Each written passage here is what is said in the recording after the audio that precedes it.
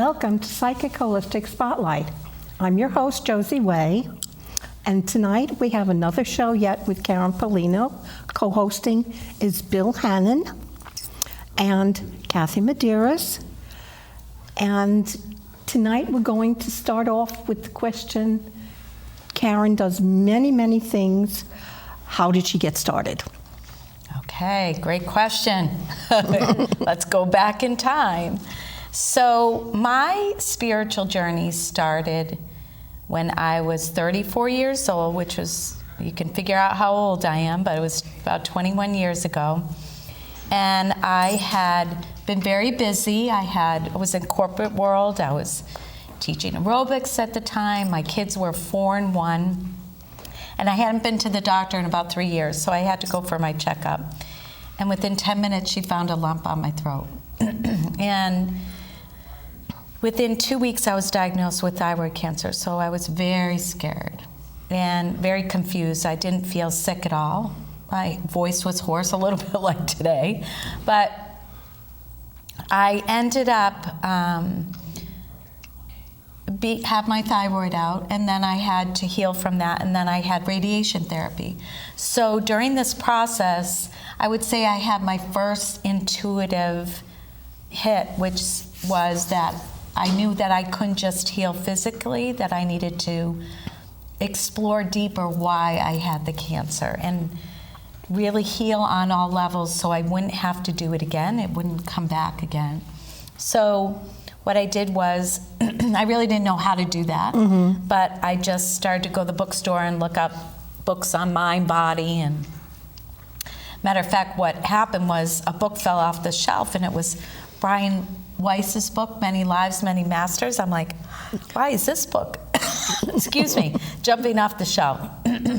And so, I said I gotta read it and just opened up and explored the soul a little bit more. But one thing I did was take a meditation class, which was ironically at the gym I was teaching at, which surprised me because it was very noisy. I don't know how they were gonna have a meditation group. But I said, the sign had said, find peace and healing. I'm like, I need both of those. So I went to my first meditation class, and it was a guided meditation class. And I sat on the outer skirts of the circle because I didn't know what I was doing. I'm like, I don't think I can meditate. And she just guided us through. And we went into a garden, and she said, our eyes were closed, she said, if anybody wants to sit with you in the garden, invite them. I'm like, who's gonna sit with me in the garden? But I said, okay, if anybody wants to sit with me. And all of a sudden I felt somebody hold my hand. I thought that I must be making this up. It must be my imagination, I'm cuckoo. And then as if, I had my eyes closed, but you were sitting next to me, I just felt like this bright light. And so I was like, that's interesting. So I was kind of an observer the first couple times, like what's happening. Came out of meditation, she asked if anybody wanted to share. I'm like, no, I'm not sharing. And I went and got in my car, and I had this awareness that I had peace from the top of my head to the tips of my toes. And I knew something happened. So I'm like, what happened? I'm peaceful. I've never felt like this. I said, I'm gonna go back. I must have to go back and experience it again. Same thing, somebody held my hand. I felt this bright light next to me. So by the third or fourth time, I finally asked, who's holding my hand? And she said, I'm your guardian angel. And this came as thoughts. It wasn't like talking to you and hearing you out loud. It was in my thoughts. When I'd ask a question in my thought, I'd hear, I'm your guardian angel. I've always been with you, I'll always be with you. You're gonna be okay, but you need to go through this. So I felt a lot of comfort, but I didn't really I kind of secretly looked up guardian angel and did things like that.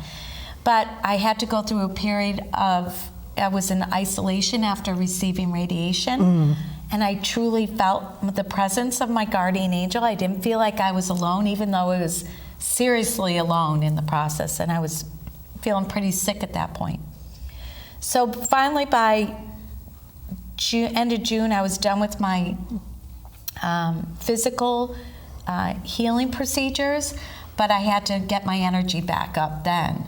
And by September, I felt better and I could go back to the gym and teach aerobics. And when I was there, this woman was talking at the desk about having a psychic come to her house. And I'm like, I was just kind of listening in. Never been to a psychic. I'm like, that seems kind of scary to me. But all of a sudden it came out of my voice, can I come? I was like, oh my God, I can't believe I just invited myself to her party and I'm going to see a psychic. She's like, sure. And afterwards I'm like, I don't think I want to do this. What if she tells me something bad after feeling good for once? So something told me, go, go, go. So I did. And I remember sitting with this woman. She was a stranger. She asked me my name and my age, and she proceeded to just read me like a book. Told me about my childhood, told me I had cancer. She had no idea I had cancer, that I had a choice of staying or going, and I decided I was going to stay. I was going to be okay. But then she started to describe my guardian angel, exactly how I'd seen my guardian angel in meditation. She told me things only my guardian angel had told me, and I didn't tell anyone. And I'm crying the whole entire time. I'm in shock. I leave the party the minute she's done. I get in my car and I'm like, oh my God, how could a complete stranger read a book of my life? And that was it. That was like 2 huge atrium doors open for me. And I said, I need to know more. I want to connect deeper. It has to be real. So I went and bought books on angels and started to meditate every day. Become the explorer. Yeah. Started to write to my guardian angel and I got answers back. It was amazing. It was a wild trip, I'll tell you that. Oh, a little automatic writing and stuff. Yeah. So that was the beginning. And here it is, 21 years later. I would never imagine I'd be doing the work I'm doing. I would never imagine I've written all these books and, just could have never imagined. Yeah. It's quite the ride. It was destiny, I guess. I mean, so, I look back at my cancer as a blessing in disguise. Oh, yeah. It helped me to wake up to who I really am. Right. Well, a lot of times, that type of healing crisis that you go through gives you insight that there's, like you mentioned, other doors that you can pass through. Right. And it's fantastic, some of the things that you're actually made aware of. But the way that you're made aware of it, especially sometimes if you're made aware of something and it evokes a emotional response within you, Right. That's truth, because why else would you have that emotional response? Right. Something came through you realize that there's validity to it. Yeah. Now, do you feel like you were guided to do this from the very beginning? I feel like that my purpose was to go through that, to realize that we're never ever alone and we're really, really loved by this huge spiritual family on the other side, and that this isn't necessarily the only thing real. And is this real? Well, that's right. That's what it boils down to. Right. Right. Is it really real? Right. Is that really solid? Now, did you, along with the awareness of your angels, did you eventually become aware of other guides? Yes, it's interesting because I first was my guardian angel, and then I was raised Jewish, and the Blessed Mother started to appear in my meditations, which was very confusing to me. And she actually is one of my main guides now, but she came, I believe she came as a mother of unconditional love. Yes, compassion. Yes, and that she wanted to teach me what unconditional love was about, and that I could learn it through her unconditional love. And plus, my mother was, she was very challenging, and I didn't necessarily always feel unconditional love. Many times didn't feel unconditional love. So she taught me what unconditional love, because I believe the angels are here to support us in every aspect of our lives, healing, relationships. Like, this isn't an easy journey. I believe, God's source loved us so much that we are gifted all these angels and spiritual helpers, our loved ones in spirit are still here, but that we don't have to walk this journey alone. And before pre-cancer, I felt very alone. Yeah. I felt like I had to do it all by myself. And then once the angels started to, I decided to co-create, because we have to say yes to the angels. We have to ask for help. We have to co-create with the angels. And once I started that, I started to have more peace. I started to get direction in my life. I didn't feel alone. I started to feel love and loved. And it was like intoxicating to connect and communicate and to watch miracles, synchronicities, coincidence through the asking. You know, miracles were happening. And then I wanted to share that with people. I'm like, we're not the only ones here. Yeah. For me, there was a progression of spirit loved ones, then the angels. And spirit loved ones told me we weren't alone, but boy, weren't we alone between angels and then ascended masters. It just totally opened my world to we are one, and we are all connected, which is a beautiful, beautiful thing. And to think each of us has like many, like more than one spirit guide, more than one angel working with us, and all our loved ones, though some of them we haven't even met either. So just to have all of them for each one of us, though the rooms can get really crowded. Yeah. And also, we can be helped and guided. It doesn't have to be so hard. We make it hard. We have free will, so we can choose to do whatever we want. And we have to do the work. The angels don't do the work for us. But you're getting some guidance. You have ask to, for the help. You have to ask for the You help. have to ask. You must. That's number one. In any workshop, any program that I do, I make it very clear. Number one thing, if you forget anything else, especially those watching today, remember to ask. Not only for others, ask for yourself. Ask for anything and everything. And we don't have to, we can't ask enough either. Right. Well, the for thing is, anything. my understanding is that they're there not just to hang around.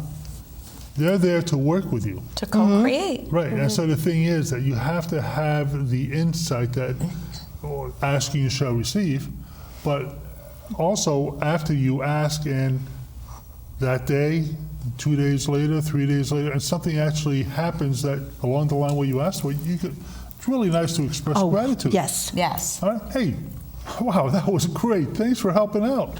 And we You know? can't just ask and walk around like this or like this or like this. We have to pay attention. We have to listen to our intuition. We have to take inspired action.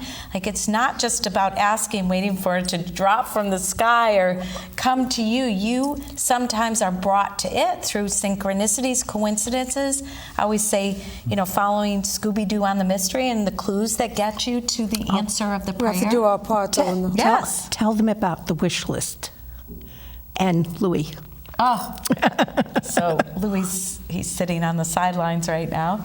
But I had taken the book, I read the book, Excuse Me, Your Life is Waiting.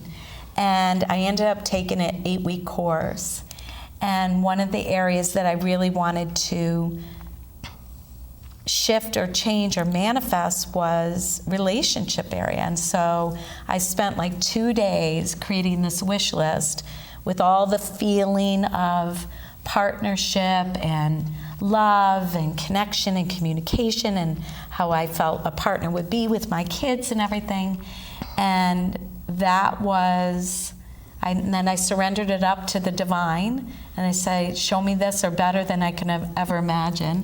And then I met Louis a month later, and it was, I didn't know right then that's who, but I think it was 6 months after I pulled out my wish list and I sat down with him and I said, I think I manifested you. He's like, what? I said, I want to read this to you. And I read it and he was crying and I was crying, and I realized that's how powerful we are. That's how the divine can help us and support us. That's just one way. Yes. I mean, I never thought to pray before I had cancer.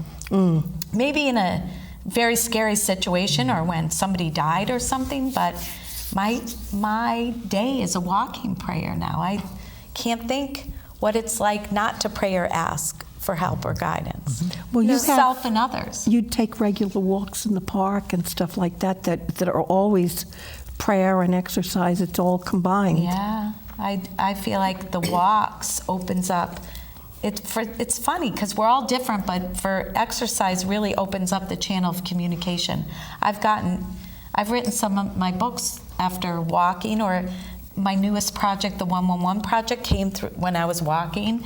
So exercise and meditation, driving with the car, the radio off in the car, can open the channel to listen and connect.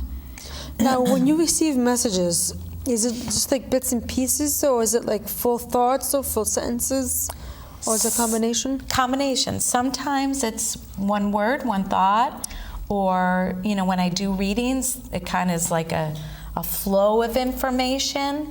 Sometimes when I'm writing, it can really flow.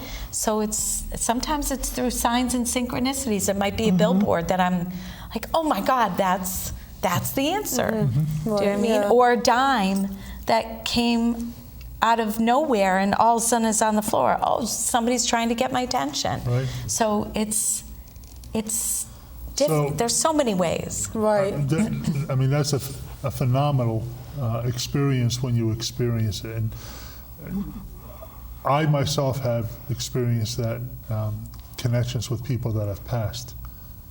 And I have noticed that, I'll go through the house and I'm picking things up and everything's clear and clean and the counters are clean away. And I come back 10 minutes later and there's a dime. And I know nobody's been in there except me. And so I told my brother about this, and I said, listen, your son's been trying to get my attention. And this is what he's been doing. And I'm telling you this because all you have to do for a little peace of mind, a little validation for yourself, is to ask him to leave you something. Next week, his grandson was sitting at his computer desk with him. And he said, here, Grandpa, and he handed him a coin. Wow, cool. And my brother took it and said, what is this? Where'd you get this? And he said, it was right here on the table. And he said, he's looking at it. He's never seen anything like this before. It was an 1864 2-cent piece. He has never had one in his life. He's never seen one. What are the chances of something like this not being manifested? Just materializing. Boom. Spirit loves to gift So us in so do you many think ways. that got my brother's attention, that there's a connection now? That's great. That's great. That's how it happens. But you have It's to ask. love, yeah. Again, you have to ask. Yeah. They're not going to leave dimes there because you're going to think, hey, Well, they could, but Yeah. it also is, are you paying attention? that's right, Yeah. awareness, right. The spirit loved ones do leave messages before we're listening and before we're looking. Gotcha. Yeah, that And makes now sense. that now that you're looking, you finally see them. That's right. I understand. That makes some more sense, yeah. Now, sometimes, though, it can be like the same thing that keeps coming, though, that seems random, though, for a sign or A song on the radio that keeps pops coming up back more up. often than should, which is a favorite Numbers. song, Numbers. Butterflies, dragonflies, they're very often spirit messages. They just had a story. I just put it on my Facebook page, and they just had a story on CBS Morning, Sunday morning, yesterday, Yeah, on Mother's Day. And they shared a story of this guy that he's very close with his mother, and his mother passed away, and all of a sudden he opened his phone, or he opened his email, and there was a faded impression of a photograph that he had of his mother just appeared on his phone. And they said there's no way that could have happened.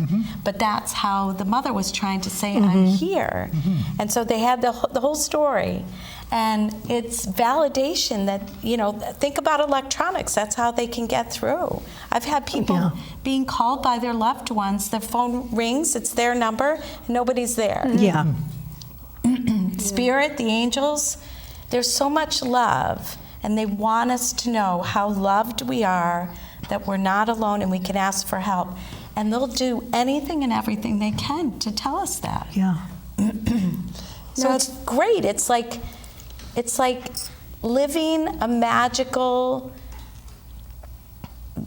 beautiful life when you invite the divine into your life. Yeah, and even on another level, Archangel Ariel is in charge of all of the little fairies, and even in your gardening and stuff like that, you can bring in nature. You can bring the divine and enjoy it, even through, you know, the To help fairies. get the garden growing, or to see if you have a little bit of trouble. they'll I keep have a going tree that was rescued by Archangel Ariel and Saint Teresa of the Roses. 'Cause you It was- prayed. I prayed, and I asked them to watch over.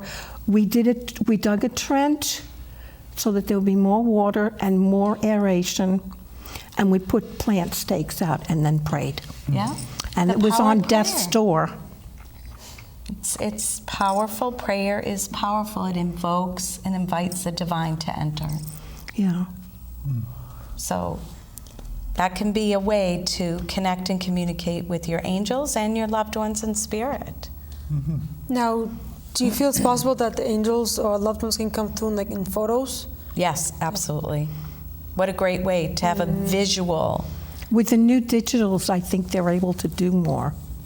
Really? With the Yeah. Yeah, technology? well, you look at the way that the orbs are now, it's Yeah. much easier to see with the use of digital cameras. Video, yep. I've had people send me videos of amazing orbs when people are playing songs that their loved ones loved, and they try, both the angelic realm and the spirit realm, loved ones and spirit, are always trying to communicate. One thing I say to people in my workshops is like, you know, if you passed, if you went to the other side, wouldn't you do anything and everything to get in touch with your loved ones? Wouldn't you do anything and everything? It's the same thing with the Especially angels. let them know if when you're mourning, they want you to know that they're okay. Yeah, and think about the angels when you're hurting or you need help or guidance. Don't you think they want to do everything and anything they can to support us? We just have to invite it, say yes, pay attention, and be open and follow the guidance we receive. Unfortunately, many people get guidance, signs, synchronicities, intuitive messages or instruction, and they ignore it. And it's not that the angels go away, it's just that the energy's in a pause, it's in a halt. The way we can let it unfold and multiply it and make it expand even more is by really working with it. And it's, I think that's why many people through my work connect with me, because I always tell them, look, if I can do it, you can do it. Because before my cancer, I was not aware of I was very sensitive. I was an empath, like we talked about. So I could very much feel what everybody was feeling.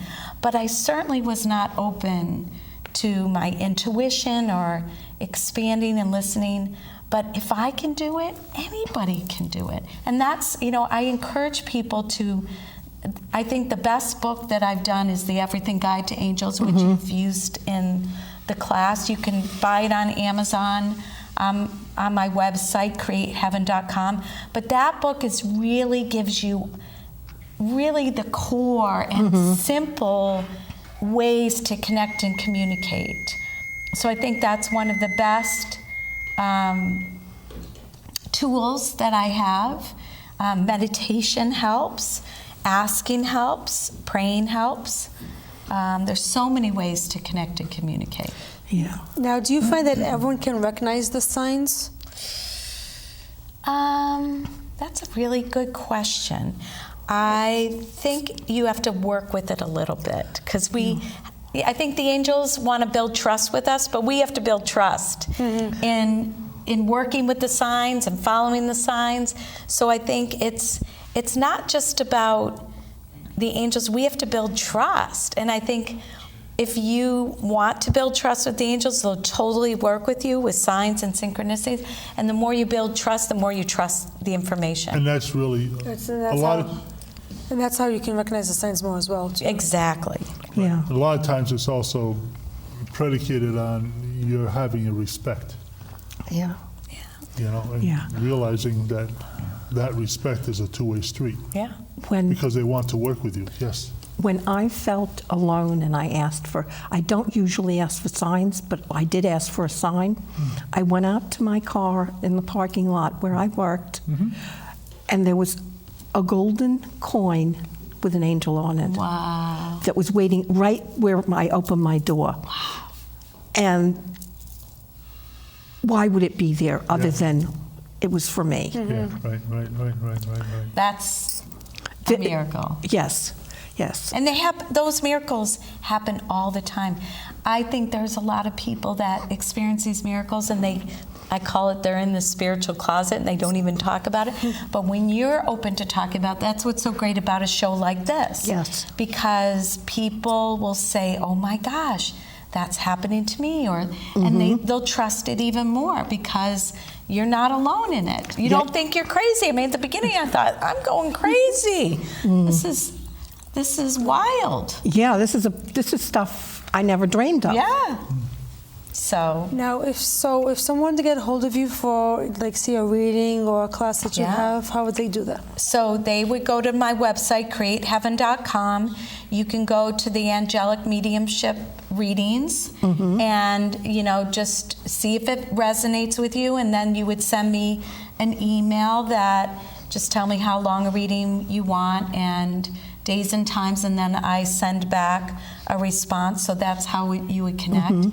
And then the books that I have, Louis, you want to hand me a book? I can just show them. I just brought a couple of my books in, but these are both on Amazon. This is the Everything Guide to Angels. So if you want to see what it looks like, and it was actually in which magazine was it in? Louis? Was it? Newsweek. Newsweek magazine as one of the best tools for connecting with your angels. Wow. So that's the Everything Guide to Angels. And then this is a collaboration with other messengers, the 365 angel prayers. I didn't bring my other one in, 101 Ways to Meet Your Angels. And then I have What Would Love Do? I mean, there's so many. And this is the CD we talked about before about connecting and communicating with your soul and higher guidance.